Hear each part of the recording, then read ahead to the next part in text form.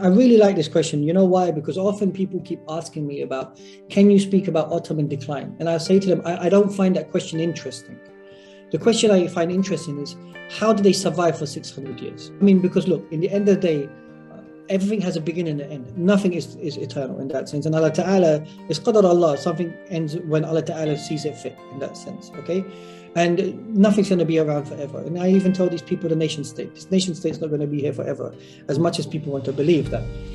But the reason why I'm making this point is because of this question of legacy. I think that's the key question that I prefer, which is, what is their legacy? And let's look at their legacy. The legacy is the conquest of Istanbul. The legacy is putting Islam back on the map. The legacy is bringing Islam to the Balkans, to Europe. The legacy is unifying the Arab world.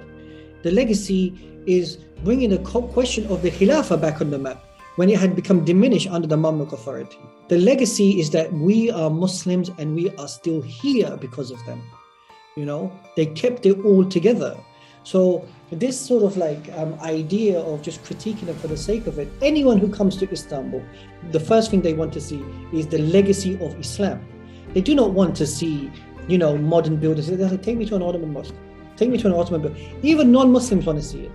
That tells you something, that they left an imprint of Islam in this region to the point we are still Muslims today. It's so deeply ingrained that no other civilization would have survived this level of violence against its culture and tradition, apart from the Islamic civilization, of which is an indication that the Ottomans must have done something right. Because the smashing that the Ottoman tradition and legacy has got in the nation states in the region, from language, tradition, history, culture, and for it to still be spoken of, is an indication that they must have done something right for it to still be manifest. When you go to Quds, when I went to Quds, on the occasions I've been, they keep reminding me of Sultan Abdul Hamid II. When you go to Cairo, you see the Ottoman presence is there in Cairo. When you go to Bosnia, when you go to Albania, when you go to Kosovo, it's the Ottoman presence. You come to Istanbul, it's the Ottoman presence. You go to Masjid al-Nabawi, the whole Rhoda section is Ottoman.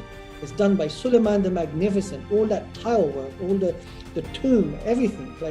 There's not a single place in this whole region which the Ottomans have not touched and left an imprint on. So that's the legacy, and we should be proud of that as being a continuation of the legacy of the people that came before. So this is for me where the legacy is in that sense.